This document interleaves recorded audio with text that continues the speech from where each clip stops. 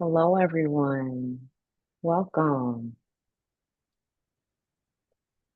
All right, everyone is filing in. Thank you for being here with us today.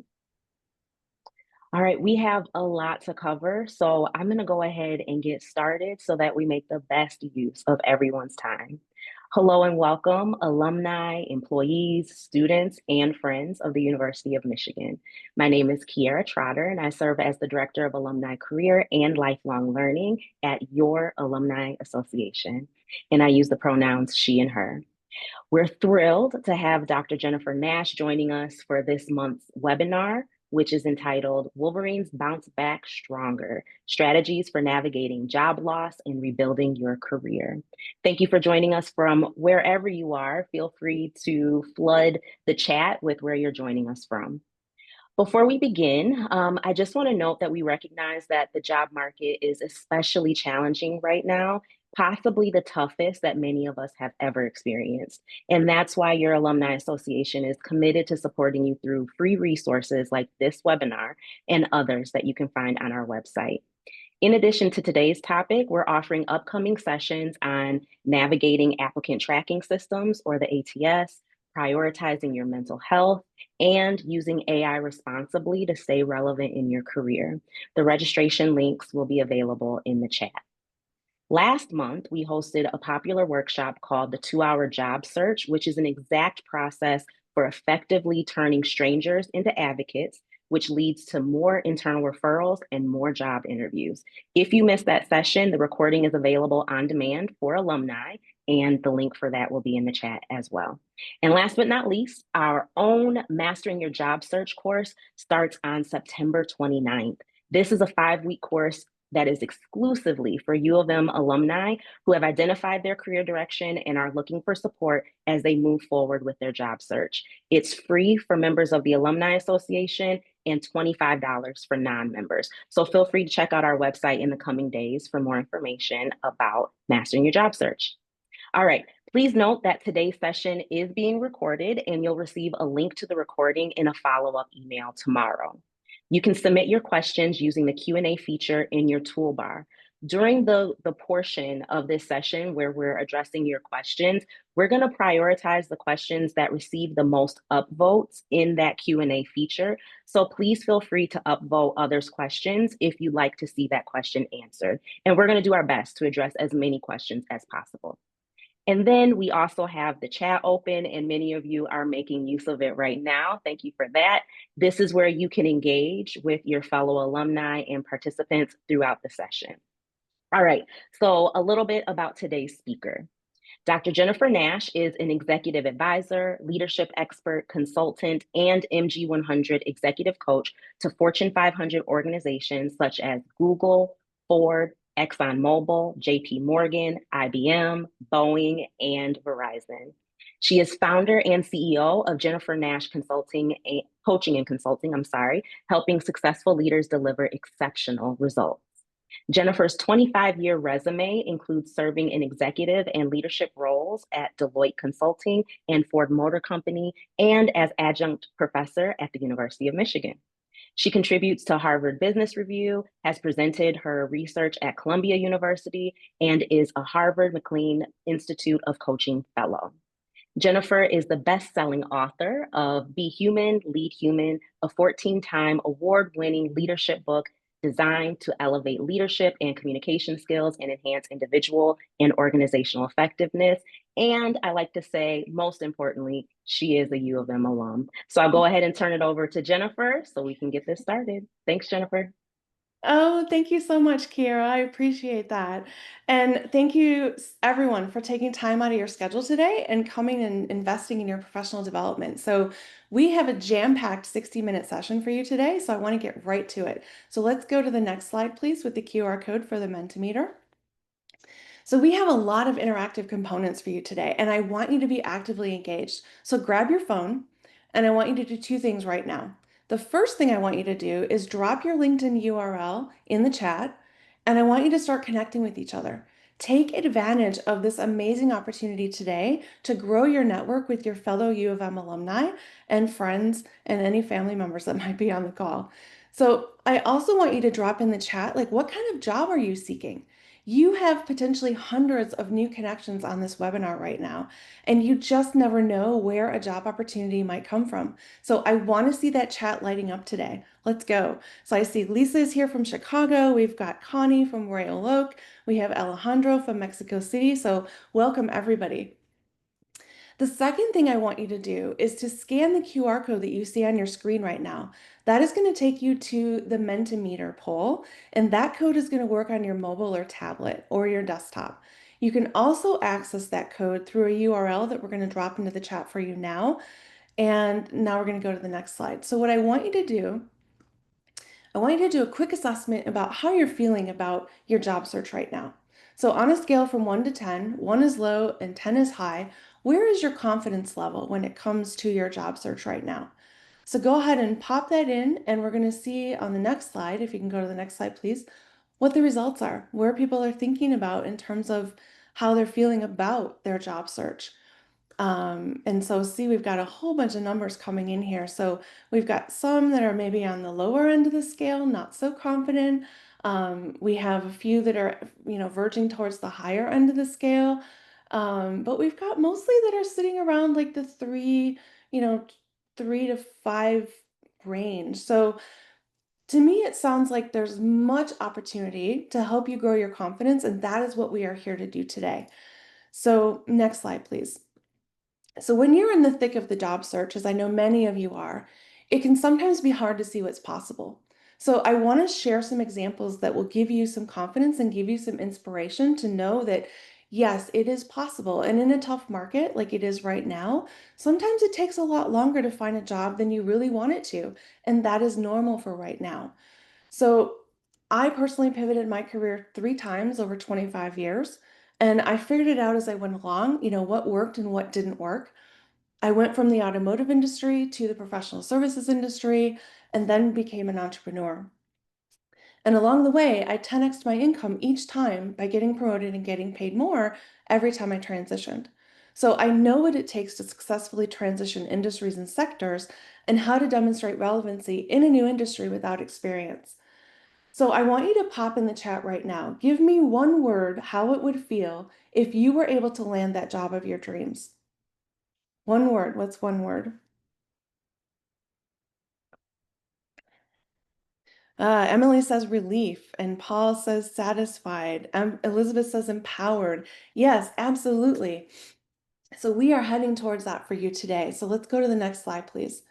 So I know that many of you want more data and proof, and I got you. I hear you on that. So pay close attention to what I'm going to say about where each of these clients focus their skills and efforts. It's what made all the difference for them in their job and career search. So they needed to understand where things weren't working so they could adjust and adapt and bounce back stronger.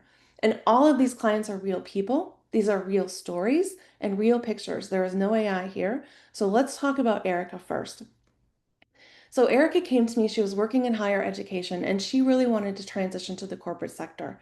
So she had a distinct skill set from working in academia, but she wasn't exactly sure how that was going to transfer to the corporate sector.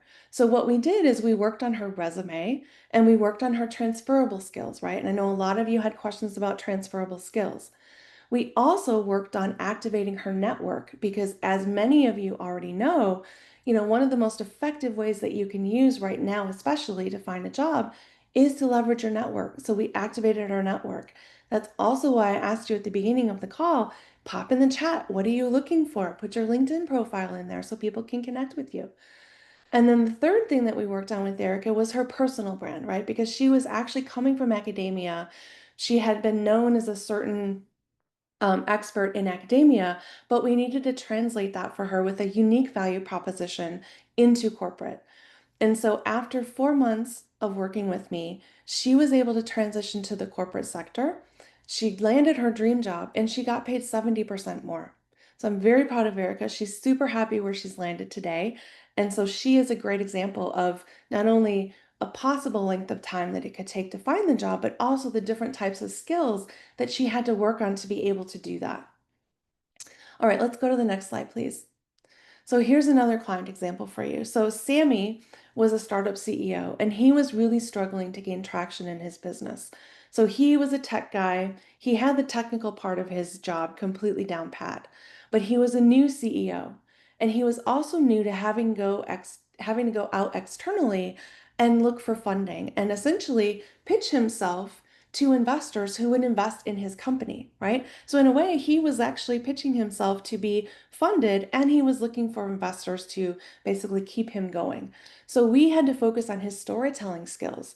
We had to focus on helping him get people to understand at a macro level what his value proposition was, what he needed to focus on, and what was important to them so that he could show how he was going to bring value to his clients. So storytelling was big for Sam. Then we had to focus on helping him improve his communication. So Sammy talked in a lot of jargon. He used a lot of technical buzzwords, and the people that he was speaking with, his VC investors, they didn't understand that, right? So he needed to show them that he could speak the language that they understood and be relevant to what he needed to get across to them so they would fund in his business. And then thirdly, the thing that we needed to focus on with Sammy was redefining that CEO role for him. So he had never led people before. And so he was struggling to get his team to follow him. He was struggling to set that vision. He was struggling to be transparent. And when he had to deliver bad news, he would just hide it and not talk about it. So there were a lot of skills that Sammy had to work on, and we ended up working on together to help him be successful in his business. And within 3 months, Sammy landed $2 million dollars in contracts. And within 9 months of working with me, he landed contracts worth double digits. So there were a lot of skills for Sammy that we had to focus on with him. And it ultimately helped him be successful in his business. So, next slide, please. Now we're going to talk about Emily. So, Emily was a manager in the nonprofit sector, and she actually wanted to get promoted to an executive director role. So when Emily came to me, she gave me a whole list of things that she was working on. Now, this is probably very similar to what you are doing in your job search, right? You have all these balls in the air, lots of things happening all at the same time. And sometimes it's a little hard to figure out where you need to focus and where you need to prioritize. So, with her list of 32 goals that she put in front of me, we worked on assessing what is low, medium, high. What is low hanging fruit? What is something that we can get a quick win on today? So, we helped her prioritize her goals. And then we also worked on improving her executive presence. How was she coming across to people? How was she communicating her story? How was she perceived when she walked into the room? All of these things matter. When you walk into the room for a job interview, they are making an assessment about you within the first few seconds.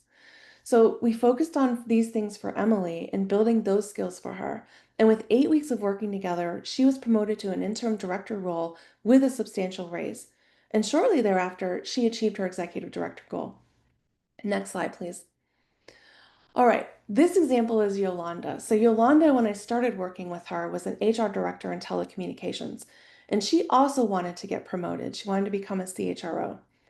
So with Yolanda, we did a 360 assessment to evaluate how people were perceiving her and assessing her leadership behaviors, because often, what you don't know is maybe getting in your way and holding you back. So we discovered the behaviors that were getting in her way, and then we laser focused on those that were holding her back. And after 2 months of working together, she was promoted to the VP of People position, and she was viewed as successor to the Chief People Officer role, which I'm very happy to report 2 years later, she did achieve. Next slide, please. So the last client example I'm going to share with you is Bindi. So Bindi was a PhD student, and she's a tech person as well, and she's an entrepreneur. She founded a medical device company.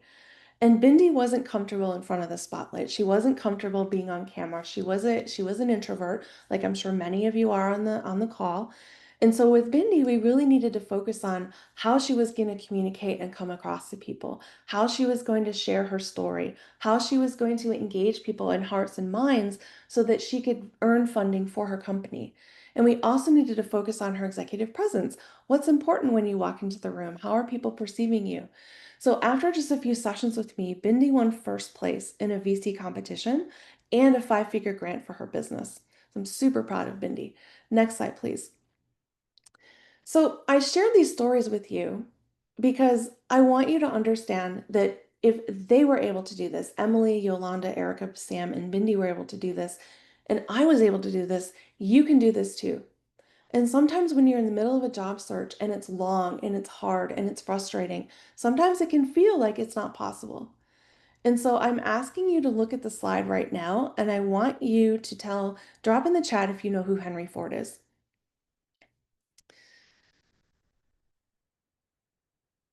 Yes. Okay. So people are saying, yes, they do. Yes, they do. Of course. Excellent. Okay. So who agrees with what Henry Ford is saying, right? If you don't think, if you can or you can't, what does it actually say? If you think you can or you think you can't, you're right. Do you agree with this? Yes, people are saying yes. Yes, and I would also agree, right? If you don't think you can find a new job, guess what? You won't find one. And if you believe that it's possible to land a new job, even in a difficult climate like we have today, you will. So Henry Ford had mindset down before Carol Dweck was even around, okay? So your mindset is a massive competitive advantage here.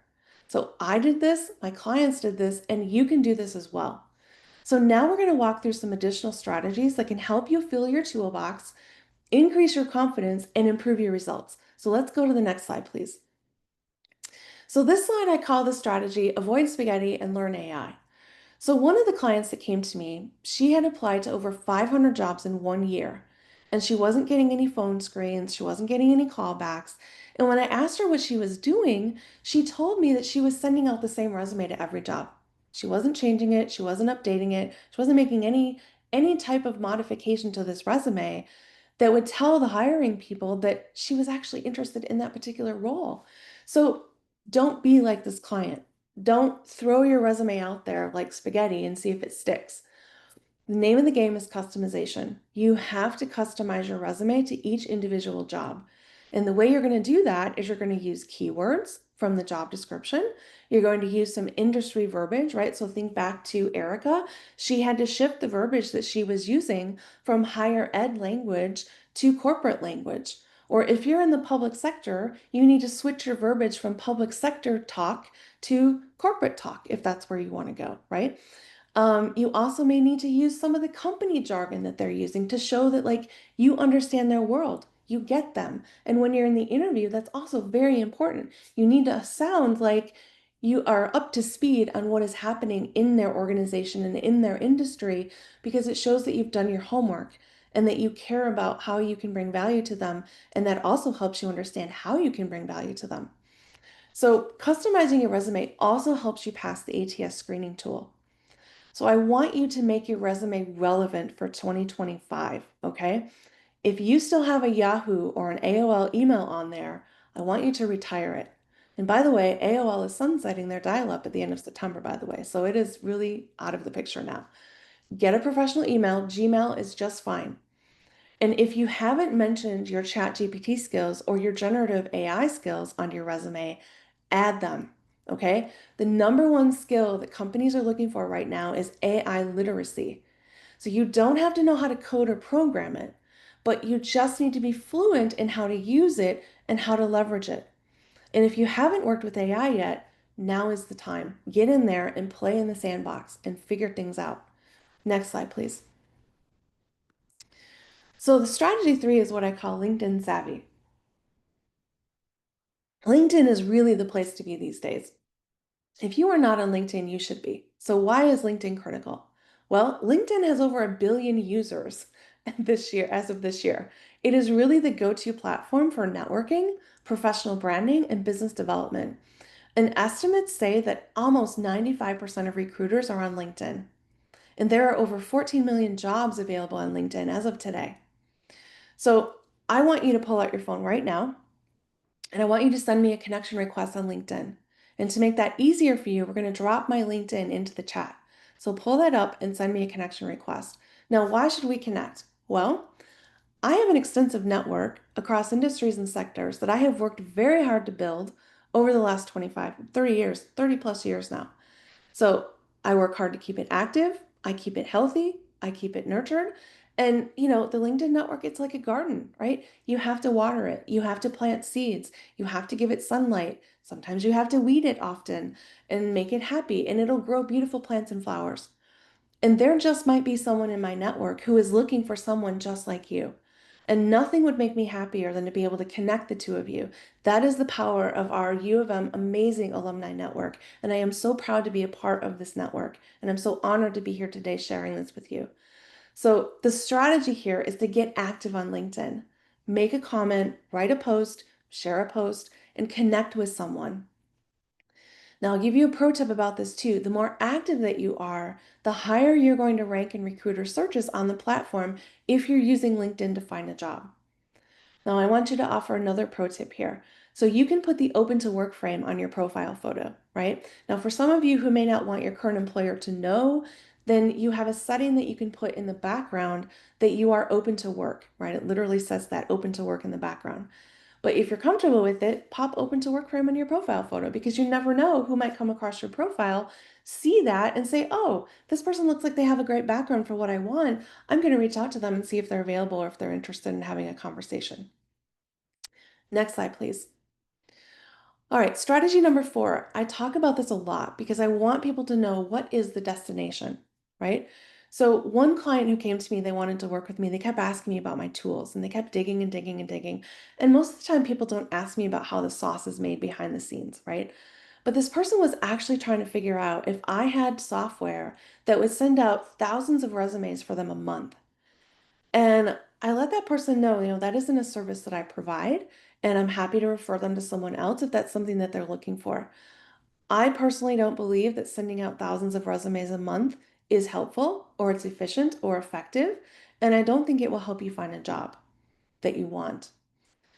So, oftentimes, too, clients will typically come to me pretty frustrated because the job search can be overwhelming and they either maybe don't know where to start, right? So they lack that clarity on the end game, on the destination. Maybe they don't know where they're at. They get lost along the way. Or maybe they don't know where to start because there's just so many places and so much information coming at them that they don't know what to make sense of. This is very normal. So if you're in any of those categories, you're going to want to join me for my career success program, and I'll talk more about that later. So, the pro tip here is to have a strategic roadmap to guide that career transition journey.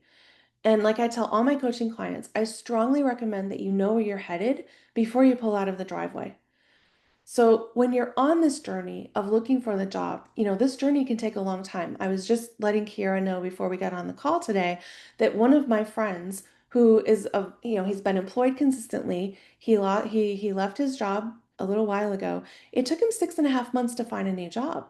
Now he landed a dream job, so he was a little bit more selective about what he was looking for. But it took him 6.5 months, and he's very employable he's an engineer with a technical skill set. So I want everybody on the call to hear this. It is taking a little bit longer right now to find a job than you would like and what you would expect. So just know that that is normal, and there is nothing out of the ordinary about that right now. So the job search is a full-time gig when you do it well. It takes a lot of time, it takes a lot of energy, and it takes a lot of effort.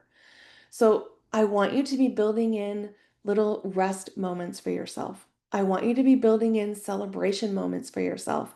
If you get a phone screen for a job, celebrate that. That is a win in this market today. If you get in a round one interview, celebrate that. Go out to dinner, dance around in your living room, whatever you need to do to celebrate that moment because that is a big deal these days. These little things, when you take the time to celebrate them and recognize them, they will recharge your battery and help you give you that motivation and engagement to keep going on this journey. All right, next slide, please.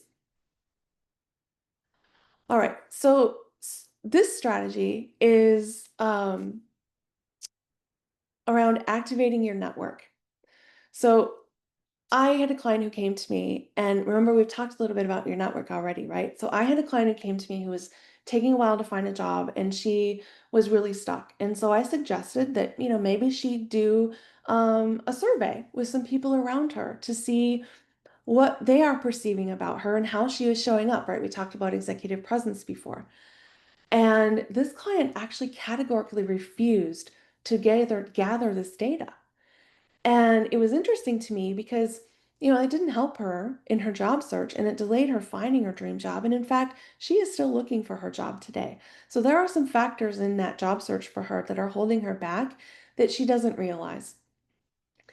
And so I would ask, everyone to think about the fact like it takes a village, right? It takes a village to find a job, just like it does to raise children right now. And if you aren't engaging with your network to help them, help you in that search, you're missing an opportunity. So I would argue that it's just as important who you know as what you know. And it's often more about who you know that opens the door to that opportunity. But once that door is open, it's up to you to close that door, right? So to get that open door, you need a way to stand out from the rest. And one way you can do that is by differentiating yourself. So maybe you make an online portfolio of your work. You've got pictures out there. You've got a little video that describes, like, hey, I had this project and I got this outcome and this was the result, and the client was super happy. Maybe, as like one of my clients this past weekend I talked with, as a high school junior, you built a rocket that landed upright and you make a YouTube video of yourself doing it and you get yourself hired at SpaceX for a paid internship while you're in high school. Now, not all of us are rocket scientists, but what he did that was brilliant was he differentiated himself. He stood out from everyone else because of the way that he showed up and chose to share what he had accomplished and how he did that. So, a cover letter isn't the only way to tell what your accomplishments are, right? So, I want you to be thinking about this. What are some different ways that you can show up and demonstrate the value that you are going to bring to that organization, right? The other way that you can be differentiating yourself is through networking and activating your network. So the pro tip here is the best time to build your network is before you need it, right? And the next best time is now. So I want you to tell everyone that you know that you're in the job market. Ask them for help, ask them for leads, and ask them for warm introductions to hiring managers in their network. But do not ask them for a job, okay? That you don't do that. Most importantly, you want to ask them when you're done with the conversation, say, who else do you think it would be helpful that I talk with? Right? That's called the snowball approach when you're doing data gathering. So always ask for like who might be that next person that they think would be helpful for you to speak with. That is actually ultimately going to get you to where you need to be.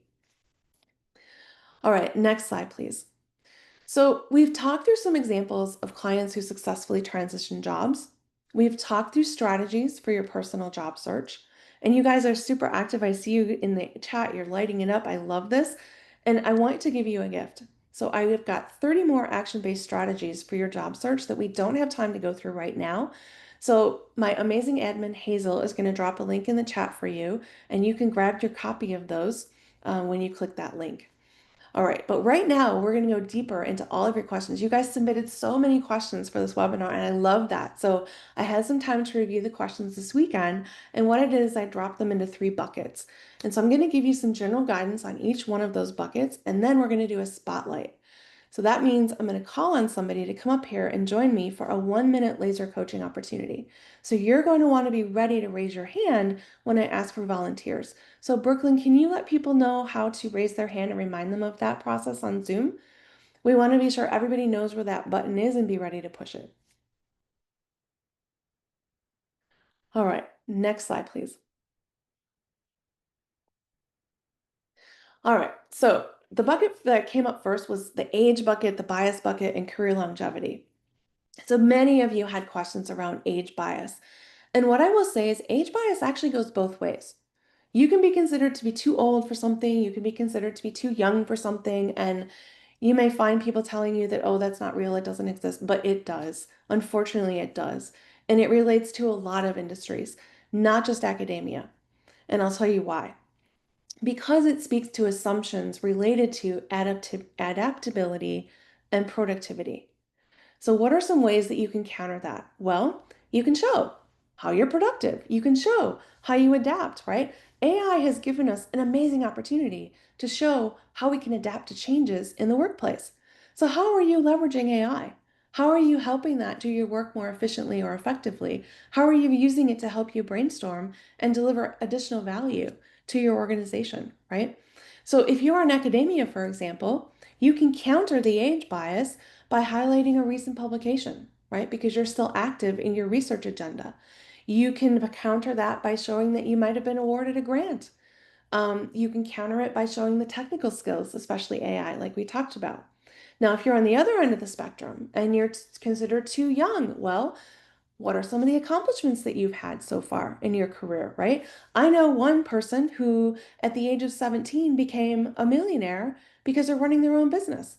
That's a pretty big accomplishment. I don't know many people that have done that that are at the end of their career, right? So, making sure that you highlight the accomplishments that you've had, the productivity of some kind that you've had, and adaptability is one way that you can, those are different ways that you can overcome the age bias, okay?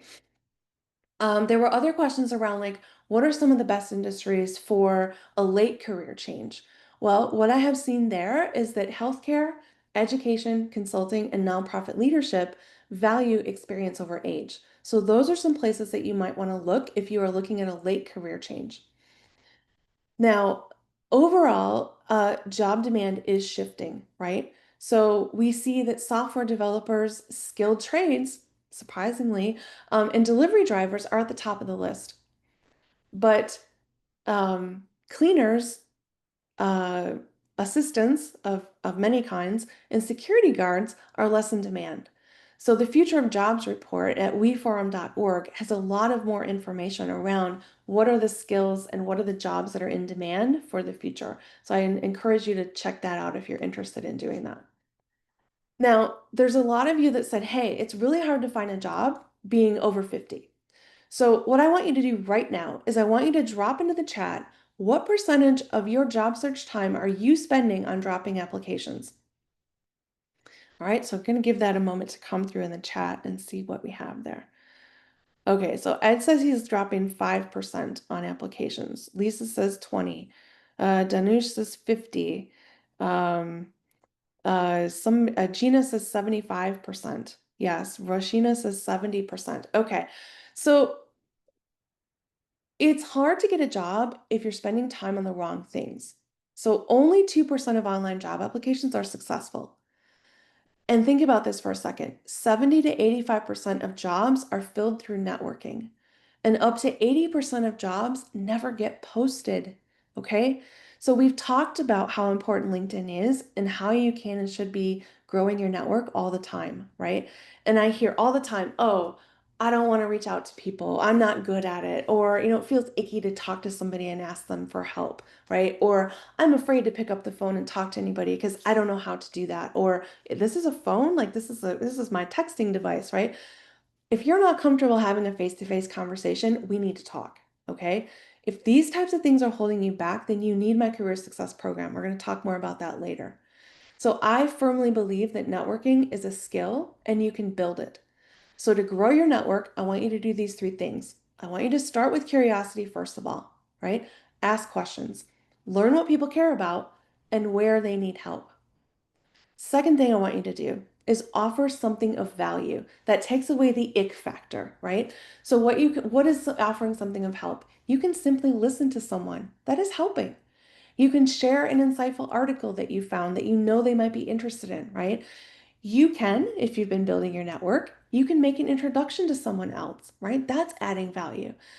If you are an expert in building rockets like that 17-year-old kid I talked to last weekend, you can share your expertise in building rockets, right? So you all have something to offer of value, even if you think you don't. All right, that's the second thing I want you to do to grow your network. The third thing I want you to do is to stay consistent, okay? Networking is not a one and done deal. Like I said, I have been building my network for over 30 years. It's a long game. So you want to keep showing up, keep giving to people, and keep building those connections. And remember, build it before you need it, okay? So once you do your audit of the time that you are spending on the different pieces of your job search, then I want you to apply the 80/20 rule. All right. I want you to spend 80% of your time networking and building connections. I want you to spend 20% of your time or less dropping your resumes. All right. So for some of you, based on what you're sharing in this here, that is going to be a big switch for you. So I want you to actually track the amount of time that you're spending during the week on your job search and then adjust accordingly. Okay. All right. Let's go to the next theme, the second theme. So the second theme is around career gaps, pauses, and reentry. All right, so we had a lot of questions around like if you've been out of the workforce for a while. Okay, so one of the things you can do is you can reframe your career break. All right, so how do you do that? Well, you can reframe it as something that is purposeful. Okay, so maybe you were caregiving. Maybe you stepped out of the workforce so you could go back and get a degree because you had to do that full time and they didn't have an online part-time program. Maybe you chose to do some volunteering work and fill your cup, right? Maybe you chose to just step away for a bit and do some skill building in a certain area. So, reframing that career break as purposeful will help you shift the perception that, oh, you just like left and didn't do anything for a while. Another way that you can reframe that career gap or that pause is by using a functional resume format, right? So, functional resumes will emphasize your skills and results rather than a chronological format in your resume, right? The other thing I want you to think about is like, what are the benefits that you got during this gap or during this pause, right? So, what are some of the projects that you might have worked on? Maybe you did some freelance work. Maybe you did, like I mentioned earlier, some volunteer experience that when you think about it in a deeper perspective, what are the things that you did during those experiences that would add value to this prospective employer? So, for example, maybe you were responsible for project managing a particular project at maybe your local church, or maybe a extracurricular activity that you participate in, right? And so the job that you're looking for, maybe they are looking for someone who has project management experience.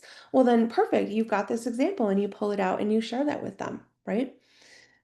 Um, the other thing that I like to mention too is that if you've had a gap, I know that some places are recommending that you hide it and you don't say it.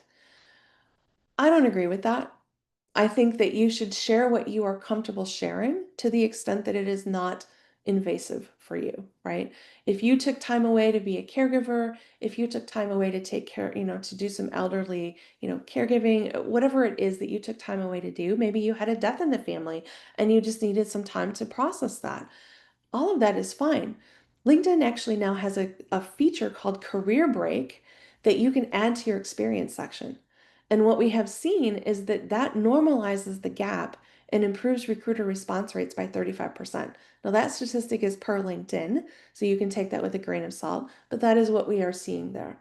So, and I saw someone actually have that on their resume a couple weeks ago, or sorry, on their LinkedIn profile a couple weeks ago. So keep that in mind, put it on there.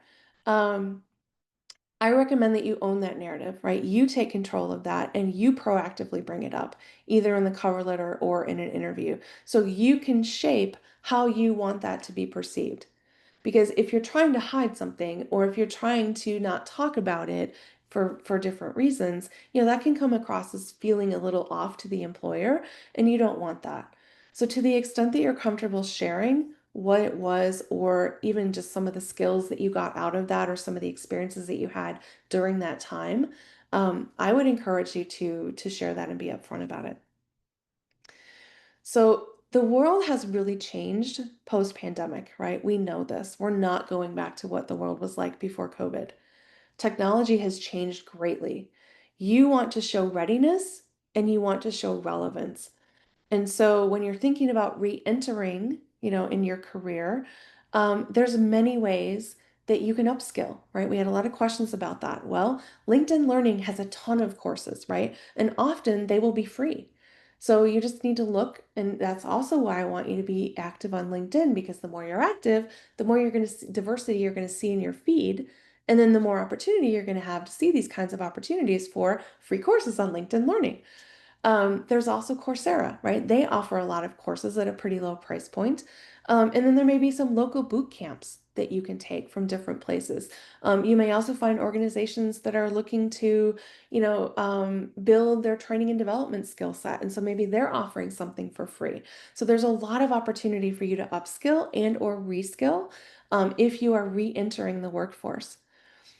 So I also want to suggest that when you leave the workforce and there's a gap, remember that you're not returning to the same place that you left. You're probably not returning to the same employer. You're probably not returning to the same, maybe even the same job title or level. Things have changed. So maybe you need to start with a returnship, for example. Maybe you need to start with a contract work, right? That maybe turns into a full-time job if that's what you're looking for. Or maybe you can start with a project-based role, right? That will rebuild your confidence and your momentum. Some companies, like Deloitte, for example, Deloitte has an encore program that is set up specifically for people who have had a gap due to caregiving or raising a family or, whatever the situation may be. And other companies have similar programs. So do some homework, look for those kinds of things, leverage them, and use them to your advantage. All right, so if you've got a specific question about re-entry and career gaps, I want you to raise your hand and we're going to bring somebody up for the spotlight. And Jennifer, while we're doing that, we have a couple of questions that have come up. Okay. So one, can you please repeat the specific industries that are hiring older job seekers? We had quite a few people ask for you to repeat that list. Yes, let me pull back to my notes here on that so I get them right. I don't want to misspeak there. Okay, so it's healthcare, education, consulting, and nonprofit leadership. Perfect. Thank you. Okay, And you're then welcome. another question that came up a couple of Mhm. times. You mentioned using a functional resume if you have Yes. a career gap. Yes. Are these usually ATS compliant? So what makes the resume ATS compliant are the keywords and the things that you are putting in there. So you always want for any type of system that you're dropping a resume into, like Workday or any of these things, you always want it to be easy to read font, right? You want it sans serif. You don't want to have special characters. You want it to be very plain vanilla when you're dropping it in. That helps the optical reader read the resume. That's first of all.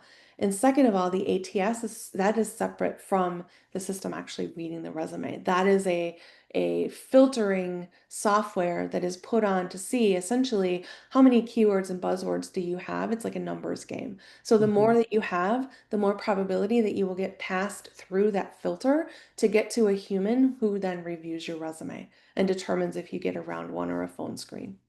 Perfect. Thank you. All You're right. welcome. And then going to our raised hands, Yeah. I'm going to go ahead and unmute Anurang, and I apologize if I have mispronounced your name. Okay. So can you say your name for me so I Hey know? Jennifer, Sonia Rock Camden, how are you? Hey, Anurag, good. How are you? Good, good. I'm All doing right. well. You're doing an excellent job with Oh, this discussion this morning. thank you so much, Anurag. How can I help you? You've got 1 minute. You're in the hot seat. Okay, so I have a combination, and I apologize for my camera not being on everyone. So I am in a situation where I stepped away from a corporate role in January. I closed up a business I was operating in May. Hmm. And I took some time off in the summer. I'm going to be back at going through the job search. Been on the older side, as you may know, and I have had a number of recent stints where I've had some short-term employment. So Okay. I'm guessing for a way to like really drive that narrative because I feel like I'm actually in the best part of my career to offer the most value for individuals, but I may not be presenting myself the best way possible. Gotcha. So what is the question? So the question is how do I overcome this? Like, what should I be doing? How should I be positioning myself to the marketplace? Hmm. Yeah. So I think the very first thing you want to think about is where do you want to go, right? What's your direction? Where are you headed?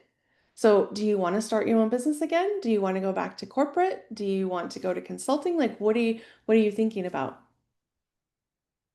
So for me, what I'm thinking about is I think the best for me is to work with a smaller or medium-sized business in an executive role, since I can bring my experiences from being in a large organization as well as the entrepreneurial side as well. And maybe that could look like consulting early on, but I just see so much opportunity when I talk to smaller business owners who are maybe doing 50 or 100 or 200 million in revenue. I'm like, guys, I can totally help you get to that $1 billion mark if you want. You know? Mhm. So I feel like Yeah. it could be a sweet spot for me. It's just I'm just trying to figure out a way to get to that market. Gotcha. So for you, Anurag, because you're at the position you're at and where you are at in your career and what you're looking to do, I would say that you have a unique set of circumstances. So it would involve really like your brand positioning, Okay. making sure that you're being seen as a thought leader in the space, right? Okay. And being able to drive that value at the executive level. The career success program that I'm talking about here would not be the right fit for you. I have a different program that would be a better fit for you. So if you're interested in that, you can DM me later and we can look at that. But overall, I would say you need to be positioning yourself as an expert and as a person who has a point of view and a thought leader to be able to bring that value and look at the organization. Now, I would suggest that you have a different format for your resume as well. Perhaps it's focusing on sort of like the 7S model, right? So, what are the values and contributions that you have brought from a strategy, system, structure, people, process perspective, right? And being able to talk to that in certain ways that show the company what the value is that you're bringing. So it's a little bit of it's a different level than what I would be recommending for probably most people on the call right now. Jennifer, I appreciate the feedback. Thank you. All right, you're so welcome, Anurag. Thank you. Thank you. And as we continue on, everyone, please remember if you have any questions that you'd like for us to ask Jennifer, you can go ahead and put it in the Q&A. And please feel free to upvote questions that you're interested in so that we can focus on those. Back to you, Jennifer. Okay, thanks, Kira. All right, so let's quickly go through theme 3, which is our career change and transferable skills. So we've talked a lot, there were a lot of questions about transferable skills, right? And so one of the things I often get is, well, what are they? I don't even know what they are. So let's talk about them first. So transferable skills are skills that apply across industries, right? It doesn't matter what the industry or sector is. So transferable skills can be something like communication, right? How do you get your message across to someone? They can be project management skills, right? How do you manage a project? How do you come in under budget, on time, and over quality, right? How do you manage a team, right? How do you lead people? So these are transferable skills. Excuse me. And what we know is that with research, 70% of your skills are transferable across industries. That's per the Burning Glass Institute. So, what I want you to do when you're looking at a job description and job posting, I want you to be mapping your transferable skills using keywords and example. So, if you have trouble with that, ask ChatGPT to help you or to give you additional examples, right? So, the other thing I want to mention here is that tech skills like AI and big data, along with leadership, agility, and creative thinking, are projected to grow in importance more rapidly than any other skills in the next 5 years. That's also per that weforum.org report for the Future of Jobs report in 2025. So there's also a question around recruiting people. Recruiters only prefer people that have a traditional career path. So I don't know. This came up quite a bit in different ways. So I will say, be careful because you're making assumptions here. This is a story that you're telling yourself, and it's not necessarily true.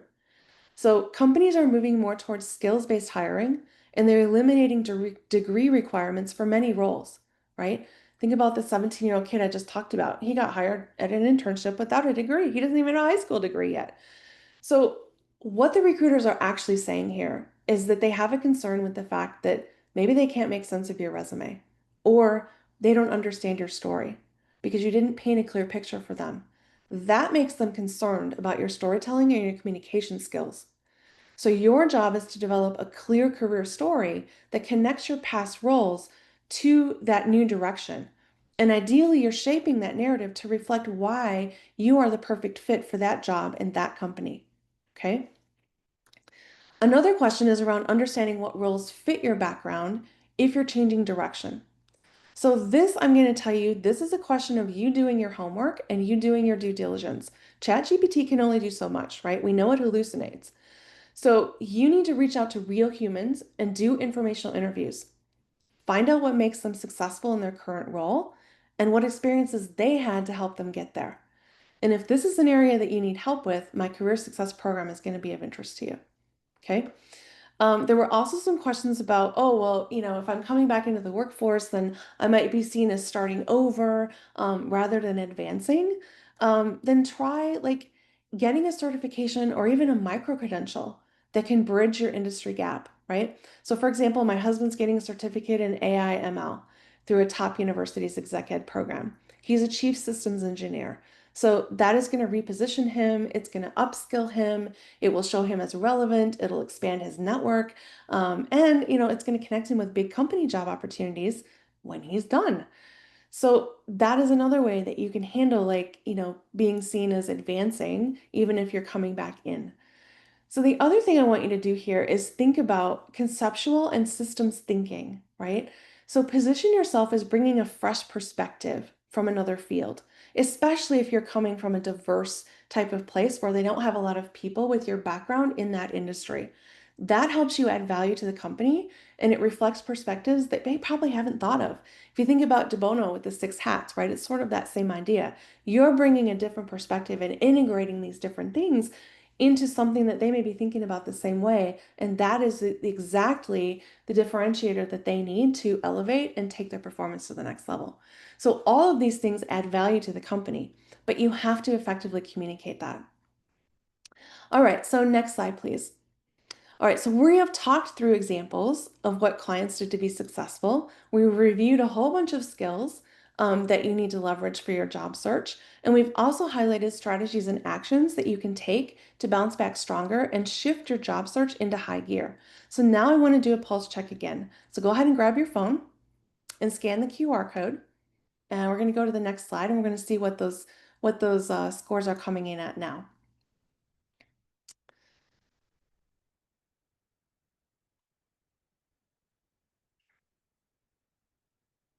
All right, well, we see them coming up on the one end. We still see them at the lower end. So where are they going to come? We've got quite a few coming in here. All right, yeah, so overall, like, it's actually trending a little more towards the top end in the middle than it was before. So that's fantastic. All right, so let's go to the next slide, please. So you came to this session today because you're probably not where you want to be with your job search, right? And you've been struggling and you want a different outcome. So I have developed a special program that's going to help you move the needle on your job search, just like Emily and Sam and so many of my other clients did. I have been career coaching since 2008, and my client success speaks for itself. And look, we have just scratched the surface of what I know and how I can help you.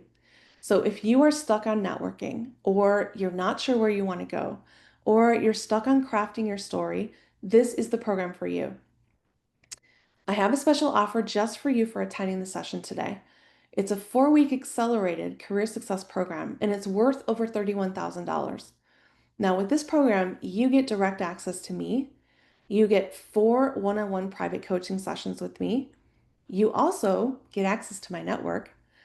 And there's a program guide, right? So if you're confused about the path, like, everything is laid out for you step by step. This will give you clarity.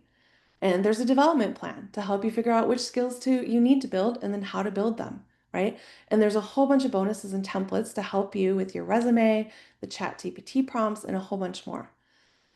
Now, I also want you to hear this. It's a money back guarantee. So if you do the work and you attend all the sessions, but you don't land a job, I will refund all your money. So there's no risk. But I'm not going to charge you $31,000 for that. I'm not even going to charge you $3,100. I'm giving you a massive discount. It's only $1,997. But that price is only valid until midnight tonight. Tomorrow, it's going to go back to $24.97. So if you want in and spots are limited, you need to act now. So you can scan the QR code, or you can click the link. Hazel's going to drop the link in the chat for you, and you can get that special offer, and it's valid today only. All right, so take action. The spots are limited, and it's only valid until midnight tonight. So I want to thank everybody for joining today. Thank you for your time, for your engagement. And Kiara, I'm going to send it back over to you with a massive Go Blue. Awesome. Thank you so much, Jennifer. All right, we have some amazing questions that we can go ahead and start responding to. The first one is one that came in from someone who's joining us via LinkedIn Live. And it is there a chat GPT site or an AI tool you recommend for beginners to give them some experience playing in the sandbox and learning as they are embarking on their job search? So any recommendations for how to start playing around with AI? Mhm. Yeah, so the one that I started playing with was ChatGPT. And it's super easy, right? You literally go to the website and there's a button that says new chat and you click that and then you just start typing like what you want to tell ChatGPT. And so what I have found when you start to play around with it is it's very helpful that you use a format, right? And the format can be you tell it what you are, right? So I am a job seeker, for example. And then you tell it, I need to understand what the top 5 industry trends are for the healthcare industry, right? And then tell it you want to understand what are the top 5 things that companies are worried about right now in the healthcare industry, for example, right? And then you hit enter and it will just start giving you information. Now, if you're not in the healthcare industry, you may not know if these things are right or not, right? You may not know if they're valid. So how are you going to figure that out? And that is one of the things that is key with ChatGPT or any generative AI tool that you're using is you have to know how to assess what is right and true and what is wrong or hallucinations. So that is where your informational interviews come in. That is where your due diligence comes in, doing your homework on the industry.